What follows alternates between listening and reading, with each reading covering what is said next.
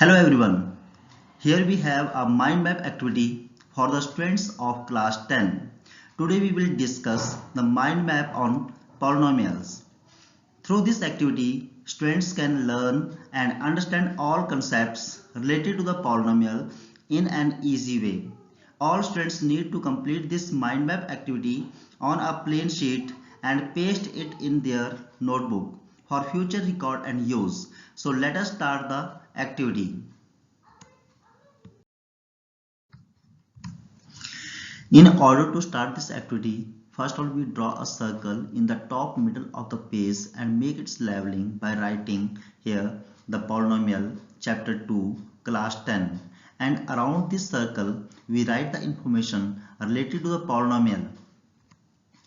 So first of all, the definition of the polynomial: an algebraic expression in which the exponent of the variable is a whole number is called a polynomial.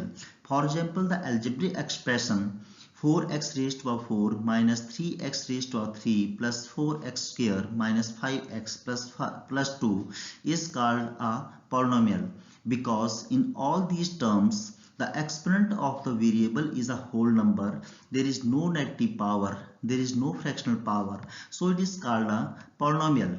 Next is the types of polynomial on the basis of number of terms. If any polynomial have one term, then it is called a monomial. If any polynomial have two terms, then it is called a binomial. If any polynomial have three terms, then it is called a trinomial. If any polynomial have four terms, then it is called a quadrinomial. Next is the types of polynomial on the basis of degree.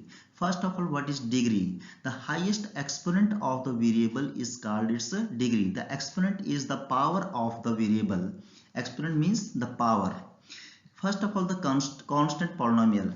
If the polynomial have the degree equal to 0, then it is called a constant polynomial. Its examples are the constant numbers, that is 3 or 5 or anything else. Any polynomial having degree 1 is called a linear polynomial. Any polynomial having degree 2 is called a quadratic polynomial. If the degree of the polynomial is 3, then it is called a cubic polynomial. If degree of polynomial is 4, then it is called a biquadratic polynomial. Next is zeros of a polynomial. First of all, what are zeros?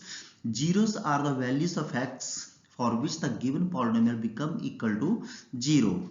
Zeros are also called the solution of the polynomial.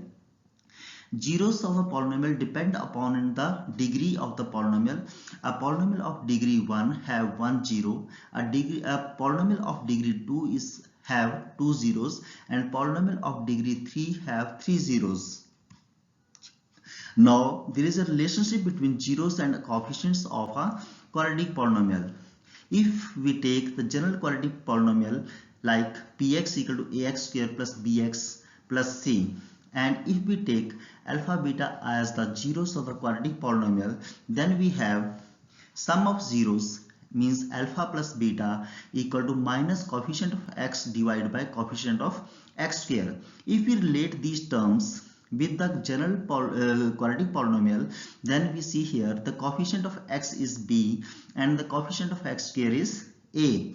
So the sum of zeros becomes minus b upon a. Product of zeros means alpha into beta equal to constant term divided by coefficient of x square.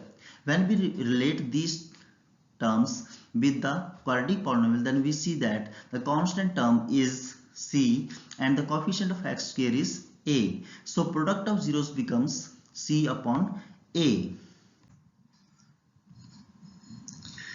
I hope you better understand all the terms related to the polynomial and you are now able to make the mind map on the polynomial. Thanks and have a nice day.